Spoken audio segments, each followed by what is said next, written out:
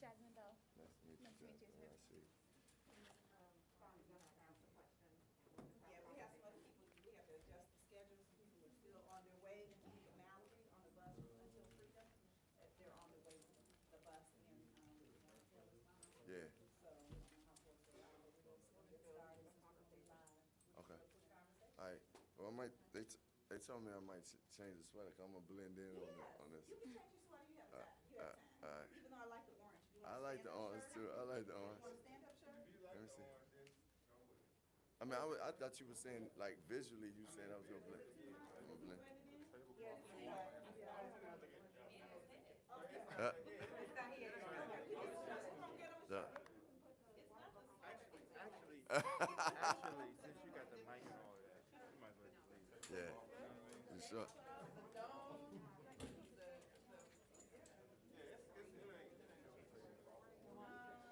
Hey, I was asking ISIS.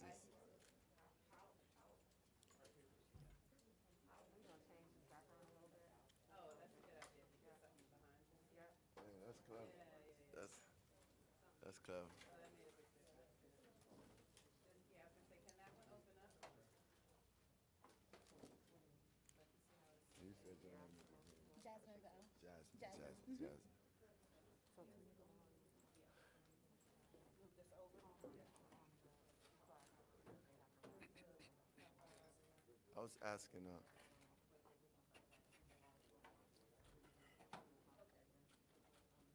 I need black youth vote behind. Okay, what's our ETA on people? Just I think he's fine now, we can give it to him. Yeah, I still take it. I wasn't gonna leave you hanging, but. That's Ariel. Yeah, Ariel. How you doing, Eric? Go get your shot, go get your shot. Okay.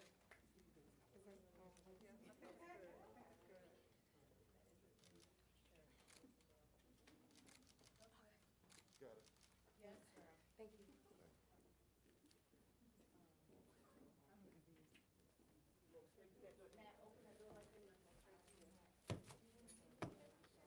Is some room? Yep.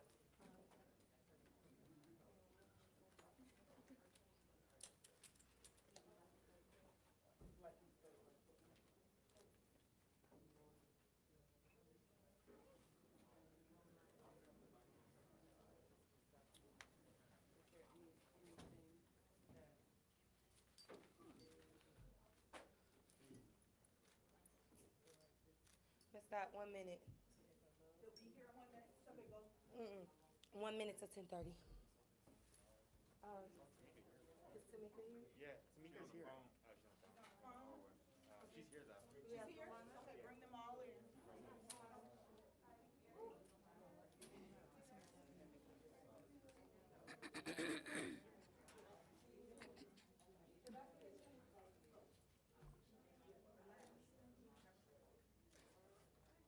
It's a lot happening.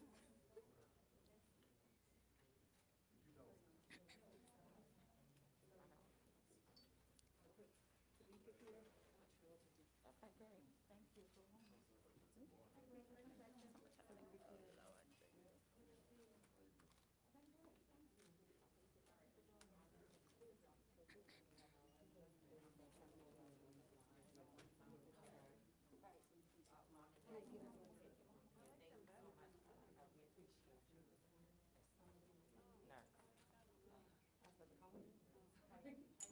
I saw the shirt and he got. What up? What's going on? I didn't even know it was you. You told me to move the chair.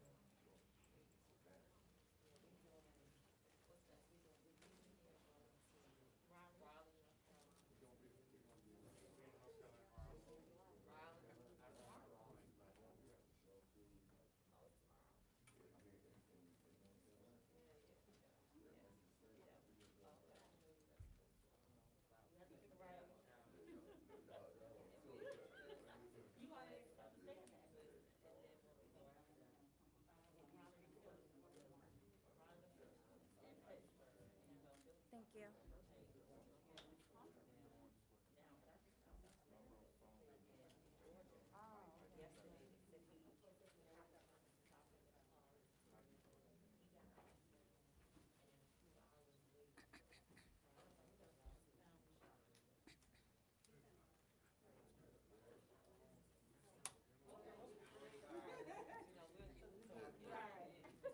All right, so we're gonna be right here, so what we're gonna do is Melanie is gonna be, I'm gonna open up, Melanie is gonna be up here with Roland Martin. Okay. And then they're gonna kick it back to us, we're just gonna have a conversation, I'm gonna ask y'all some questions.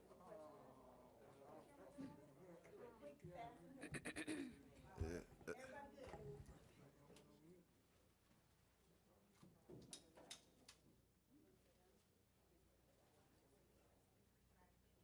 On the swing by. Are we ready? Oh, yeah, for sure. This thing is so.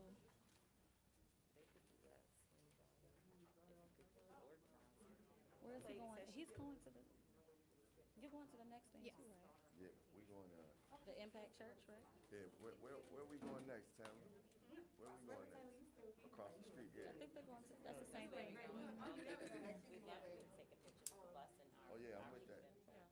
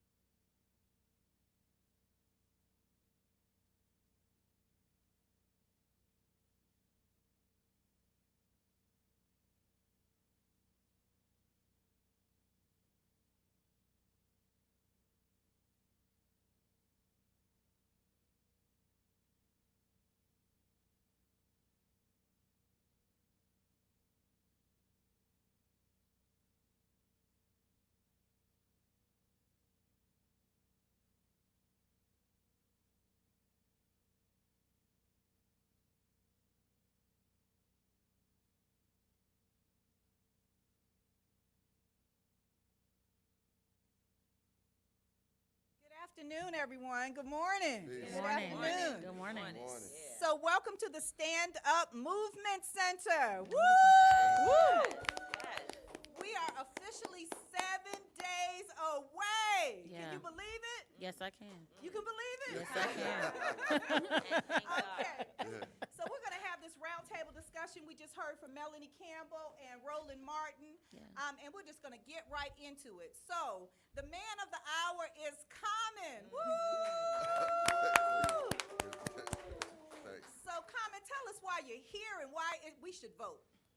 Well, I'm here because I care about my people. I care about our people. And I know the power of the vote is really the way that we want to change these situations. I mean, you know, I'm here with these sisters, and I've been seeing Tamika and Until Freedom doing a lot of work for Breonna Taylor. Well, how do we change the situation with what happened in Kentucky? It's voting.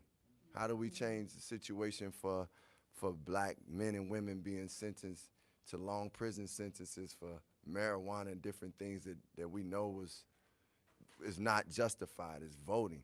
How do we get grants and jobs and more opportunities for jobs and black business developers getting those grants is by voting, by getting elected officials that really are us, that represent us into office and they consider us and make movements that are towards us. So I'm for that, and I feel like the only way I can say I'm for the people is if I'm also encouraging the people to vote, and I'm voting myself. That's right. Yeah. Thank you. Thank you all for being here. Thank you. Thank you. Okay, I think I got a cue to kick it over to Melanie Campbell.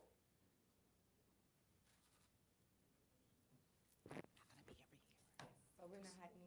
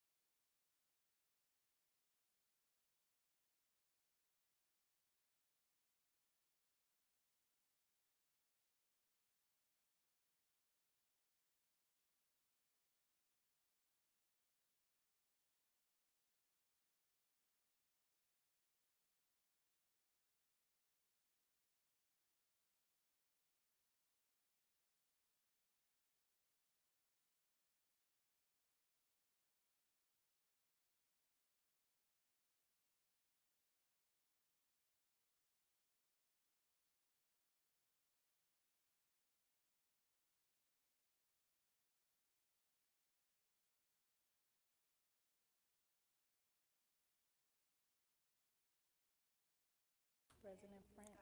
Okay. But I don't think And we're also joined by Tamika Mallory. Woo! Until Freedom. And so you have been on the road. I think the last time I saw you, you were coming out of a jail. But you have been on the road. You have been in the movement. Tell us what you're seeing and hearing out there.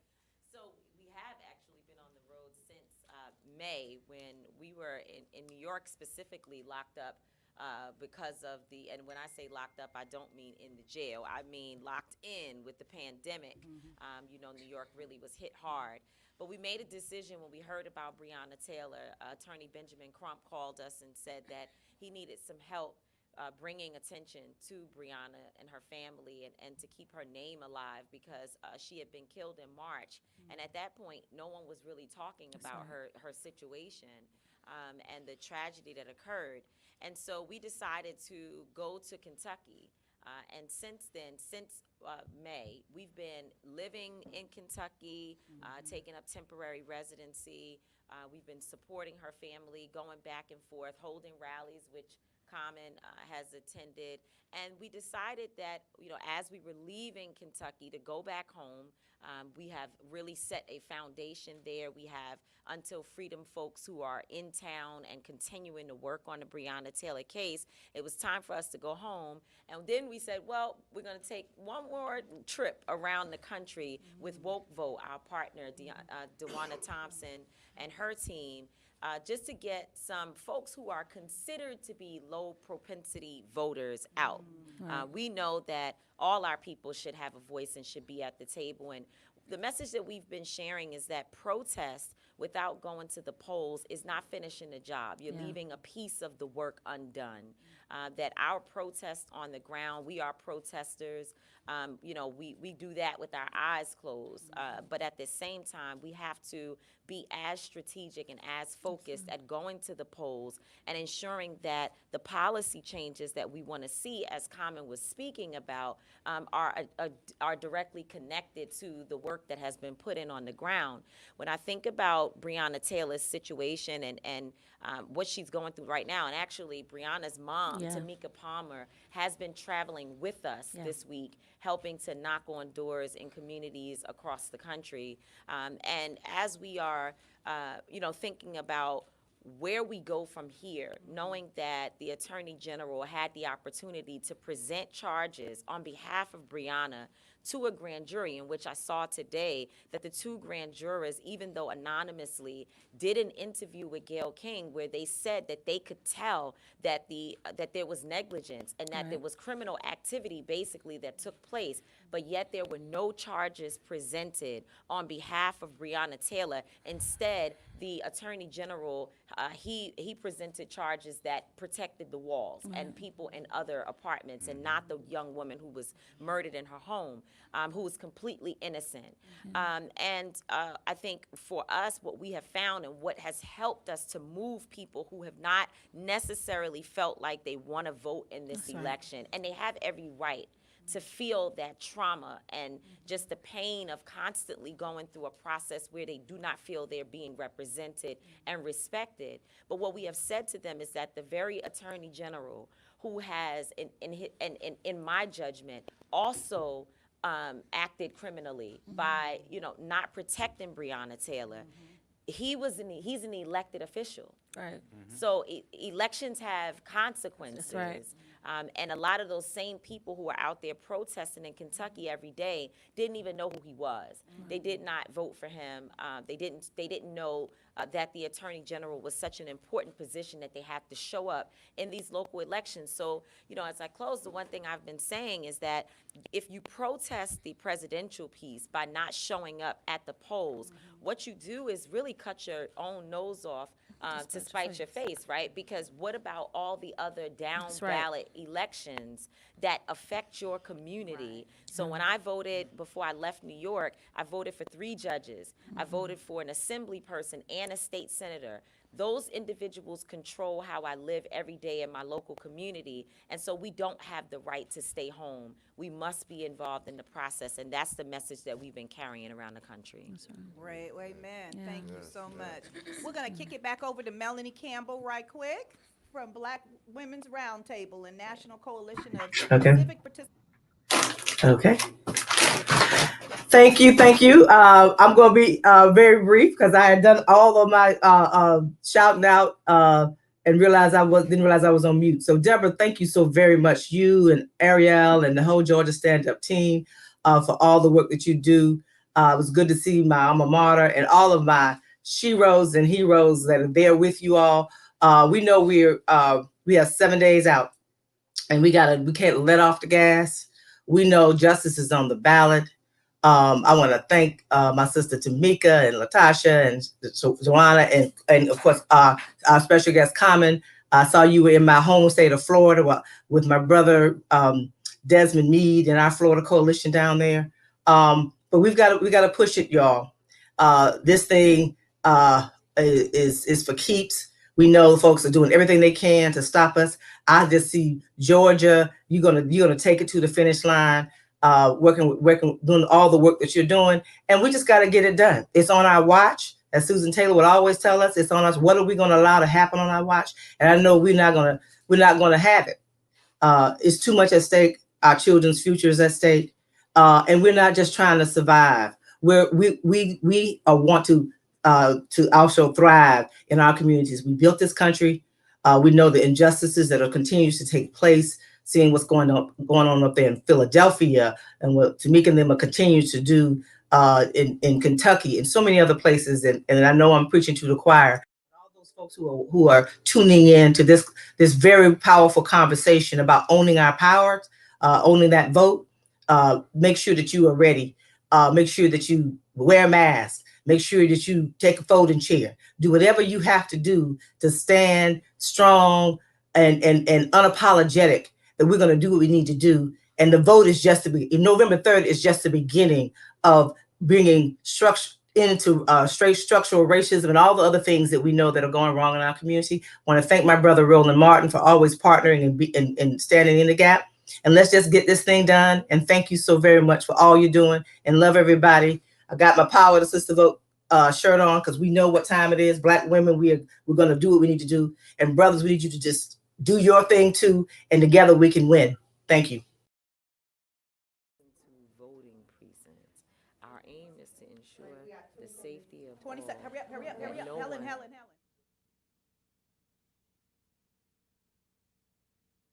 Why Thank would you voters so be much, Sister intimidated? Melanie.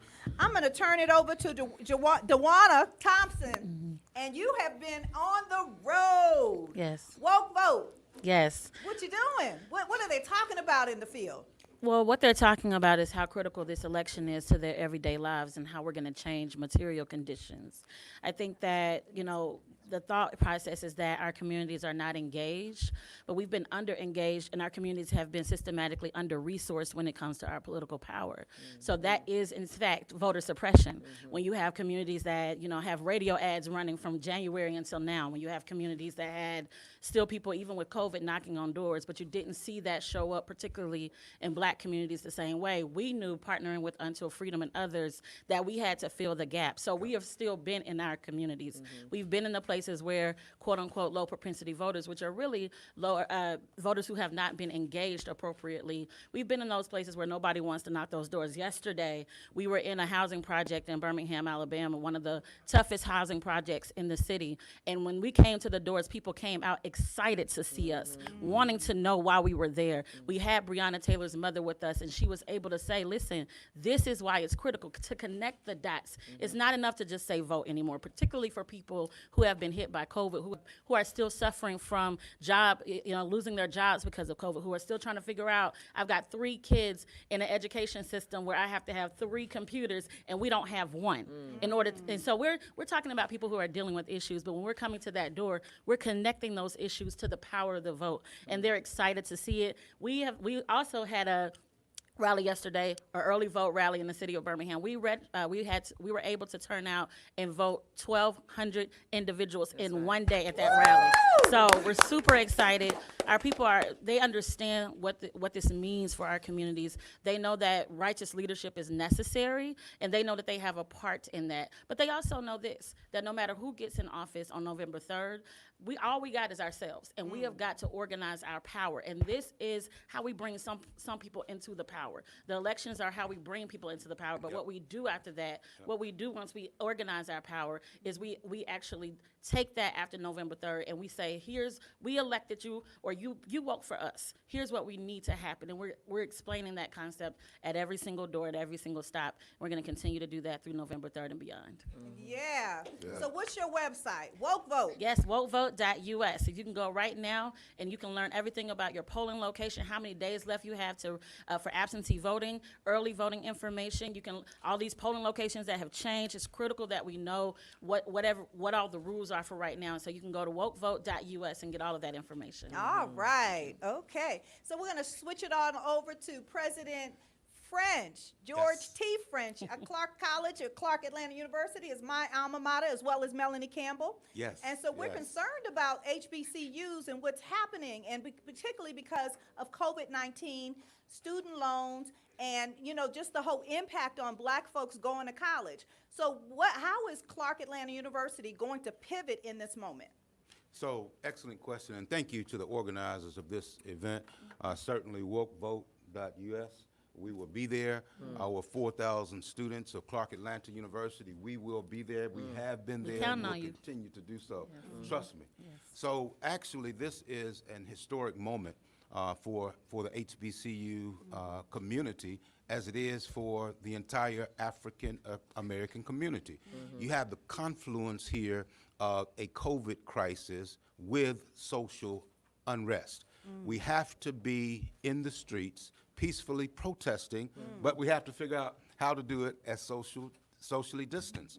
We have to figure out at Clark Atlanta University, how do we migrate, and how did we migrate with 4,000 students to an entirely online platform? How do we allow students from around the country to remain in their cities so that they could remain safe? We did it. We purchased 4,000 laptops. Now, I've never been to the laptop store before and said, I'll take 4,000 computers. I did this time. We gave everyone a laptop so that they could study and continue to learn in their various cities. But what's interesting is while we kept them safe, speaking with the political campaigns, including Biden and Harris, my concern is every year during the election, every 4 years, we would actually march to the polls. So we had almost 100% voter participation amongst our students. But the question is now, the AU Center, Spelman, Morehouse School of Medicine, Clark Atlanta, we have 10,000 students that are dispersed across the nation. So what we're saying to them is you have to be as excited in your hometown in Louisville, Kentucky, or Wisconsin, or Detroit, as you would be on that campus. As a matter of fact, you don't have responsibility only for your roommate. Now you have responsibility to make sure to drive your mother, your father, your grandparents to the polls. Let's get 6 or 7 people out of that house to vote on election day. So how do we pivot? At Clark Atlanta University, we pivot by continuing education. We pivot by reminding this nation that W.E.B. Du Bois was the faculty member at Clark Atlanta University, the top scholar in the world who studied socioeconomics and demographics of the African American community in Philadelphia as well as in Atlanta. He helped to shape national policy based on the data that came out of Clark Atlanta University. So now we continue to be data-driven. We continue to be researchers. We continue to provide the statistics that make the case for changing policy. We continue to train students to go to law school and medical school at disproportionate numbers. And we have to, because we need more black lawyers out there. Now more than ever. After the ceremony last night at the White House, we realize now We're that nonpartisan here. we are nonpartisan, absolutely. We realized, however, that the Supreme Court Justice nomination was just as important, if not more important, than the election of November 3rd. That's right. Because That's for right. a whole generation now, the court can influence everything from voter suppression to immigration to every law in the nation. So what does that mean? That means we have to have African Americans trained. We have to be what we've always been, the creme de la creme, the very best of the best, the most resilient of everyone. But that means we have to have lawyers that make sure that they win their cases on appeals so that we don't have to worry about writs of certiorari and going to the Supreme Court. We can't go there right now. We want to stay in our In local your courts, local and in our courts. local courts, exactly, and get it done in that way. So that's how Clark Atlanta University will pivot. We will take the lead role, as we always have, in this nation and in our city. Well, all right, well said, and I'm a product of Clark Atlanta University, so you're right. Social justice and all of that is up to us. So we have Jasmine Bell, and Jasmine, so how do you feel as a student at Clark Atlanta University about what's happening in this moment and the activism that's happening with students? How does that relate to what you're doing right now? Well, at first, I just want to thank Clark Atlanta University and Georgia Stand Up for putting me in this opportunity, and this is where it starts. We know that 47 out of 535 Congress members are women of color, and that starts from K through 12 and then up through our historically black universities and colleges and organizations. And representation matters. I'm sorry, excuse me. Representation matters, and being at HBCU, being at this table is where it starts for our students. Being in these rooms is where it starts for our students. So as a student, you know, the internet activism that I'm seeing grow, it's pivotal in the moment that our generation is using different tactics to tackle these issues that we're up against today. But also, I just want to encourage all of my students and peers to be data-driven, as Dr. French said. Be data-driven. Be on facts. Everything is not, you know, one way or another. The policies matter. And when people are not looking at the policies and they're looking at the person, they're missing what is going to create the world that we live in. So, yeah. Wow. What did you say? She's a student? All right. We're Where are you a student? Clark Atlanta, the one and only Clark Atlanta University. Okay, so and then I'm going to pivot over to Helen Butler, who is the Executive Director of the Georgia Coalition of the People's Agenda, but also our Black Women's Roundtable convener for Georgia. Yeah. And she has all the information. So what's going on in Georgia? Well, good morning, and thank you, Deborah, and glad to be here with everyone. I tell you, it's a record number of people that are voting. That's right. Over 2 million people have already voted early. It means numbers matter. So we can do this thing, we can make the difference, and whatever we want to do, we can do that. I want to give an analysis of something that happened in the last election cycle to now. If you take a look at why I say numbers matter, Stacey Abrams in the 2018 election cycle lost by 54,000 votes, but there were 900,000 black people alone who were registered to vote in Georgia, but didn't make that extra effort to vote. So the outcomes of any election can matter. So if someone out there is saying my vote doesn't matter, that tells you it matters. The mayor of Atlanta won by 700 votes. Numbers matter. We can make the difference. The People's Agenda, of course, you know, was convened by Dr. Joseph Lowery and so many civil rights leaders. And they were instrumental in getting us the 1965 Voting Rights Act that protects that right to vote. So we're across the state of Georgia. We have 7 offices. Metro Atlanta, Athens, Georgia, Albany, Georgia, Savannah, Georgia, Macon, Georgia, LaGrange, Georgia. We're there making sure that people can exercise that right to vote and protect it. And for this election cycle, my little math said it all, election protection. That's right. That's what it's all about. That's We're right. covering 90 counties out of 159 counties in the state of Georgia with election protection monitors that will be at polling locations to assist voters if they encounter problems. We have a toll-free 866 Our Vote number. So if you go and vote and you encounter a problem, don't leave the polling location. right. Make sure you exercise your right to vote by calling 866 Our Vote. We want you to exercise your right to vote without any problems. You can't vote absentee now. I mean, you can technically, but it's too late for that. If you've got your ballots, go ahead and turn them in the drop boxes. You have this last couple of 4 days for early voting. Ends Friday. So go vote early. There are lots of places for you to vote early. So if you don't know it, call us at 866-I-VOTE. We'll tell you any information you need to know. But there is no excuse for voting. As Dr. Lowry said, voting is a sacred right. But for us, it's a moral obligation that we have to exercise that right to vote. So many people have given so much for us to be able to exercise that right to vote. And this is the time. Young people, the movement, Dr. King said, give us the ballot. That, of course, movement, protest, and the ballot go hand in hand. So it is now time to protest at the ballot. That's right. Ooh, protest at the polls. All right, and so we're going to kick it over to Ariel Singleton with Black Youth Vote and Georgia Stand Up. Yes, thank you so much, everybody.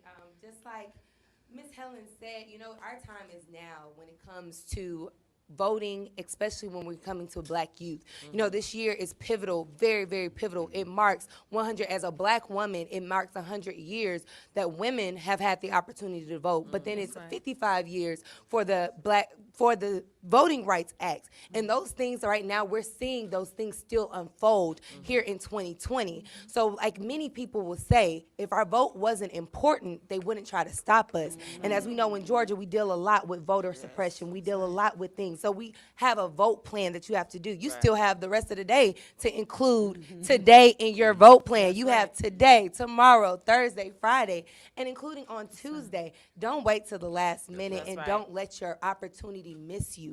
You have the opportunity to make history every day you wake up, and every day is election day. So my charge to anybody that's out there, especially to our Black youth, especially to our women that are sitting at home, our Black men that are sitting at home, our time is now. The vote is ours. You don't see these Black Voters Matter signs, stand up and vote, and people sitting here, like they said, protesting at the ballots. Our protest is our voice, and our voice is what we put on paper or on our polling machine that goes in. So make sure you follow your ballot. Make sure you're having your plan and convincing and talking to your friends and your peers and your family members to do the same. Because right now, we are the numbers. We are the future, and it's about to have a future, and that future is ours. That's right. All right. And so, Common, as you travel around the country, you have heard a lot and seen a lot. Are there any reflections you'd like to share with us?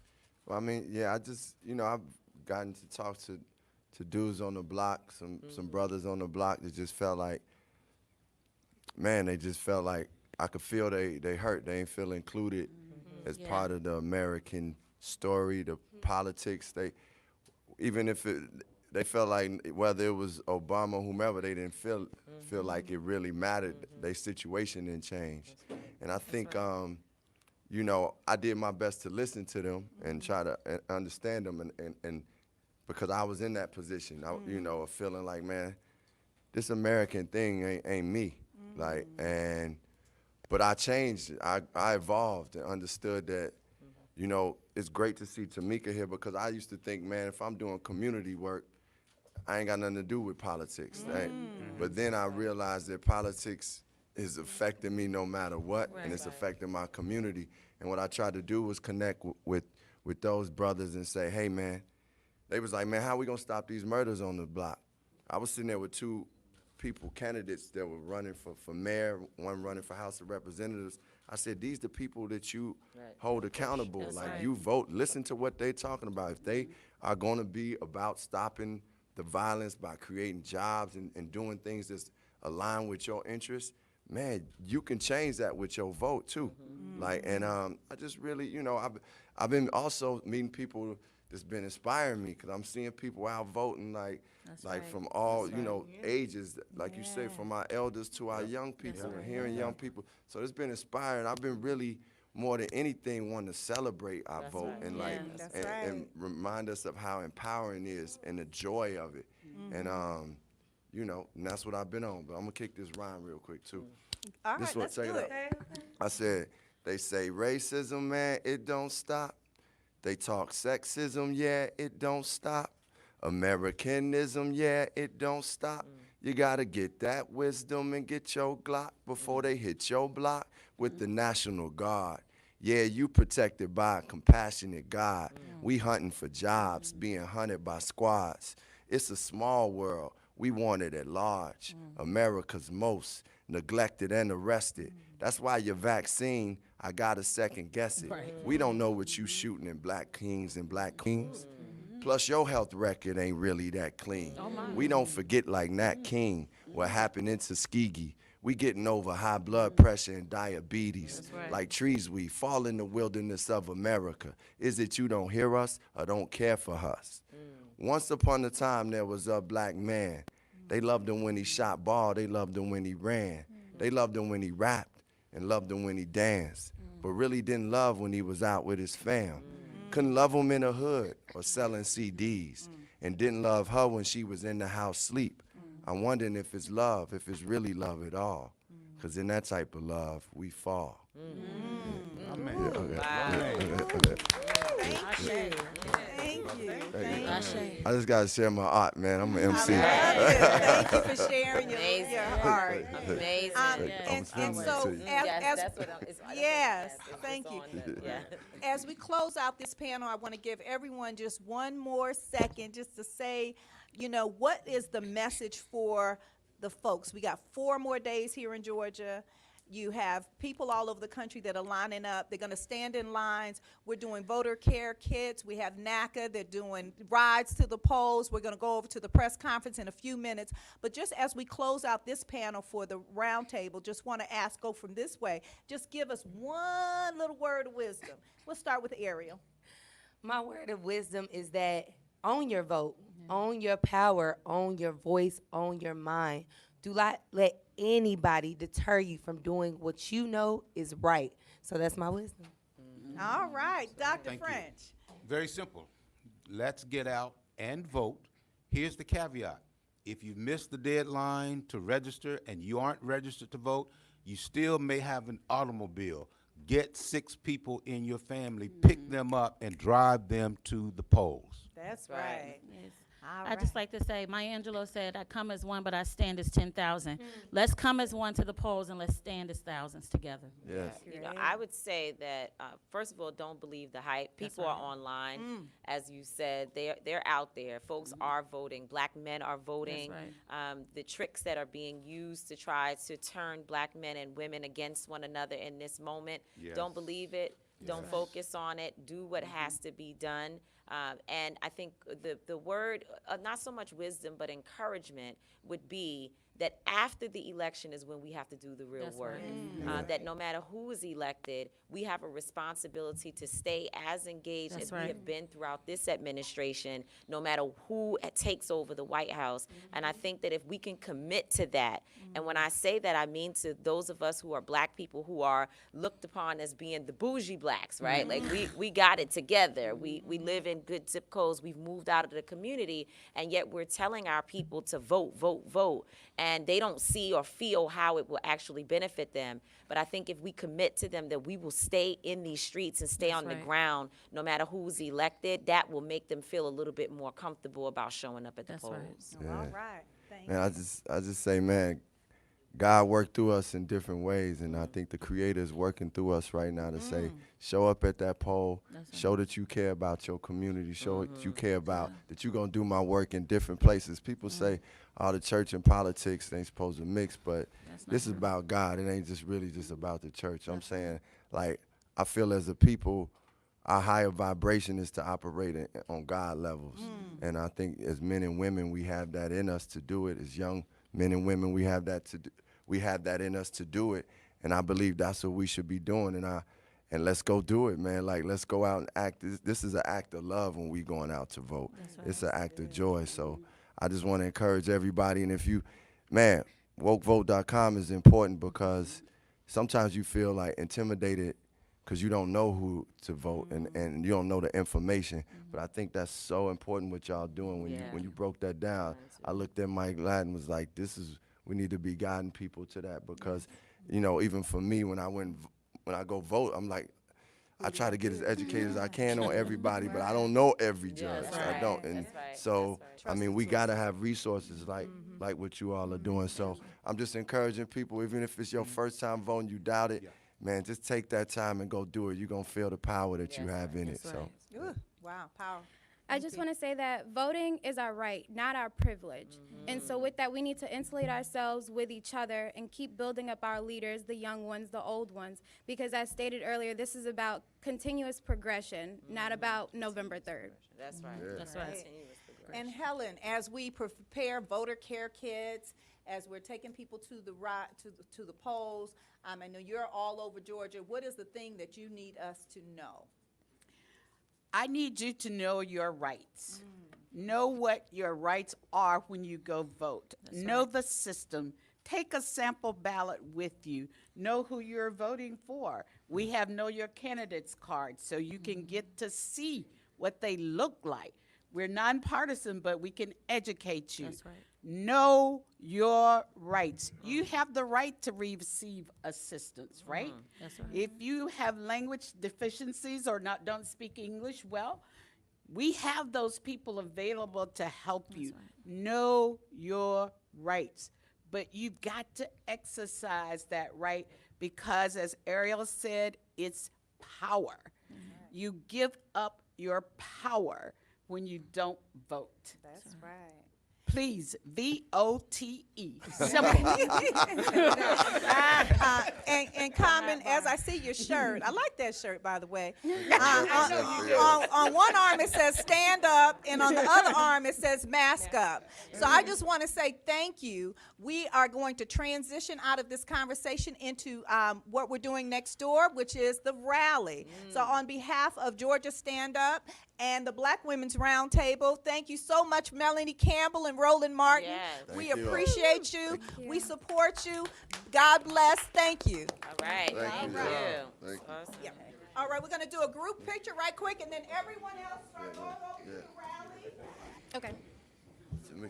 All right, so the bus is outside. Michael, come in here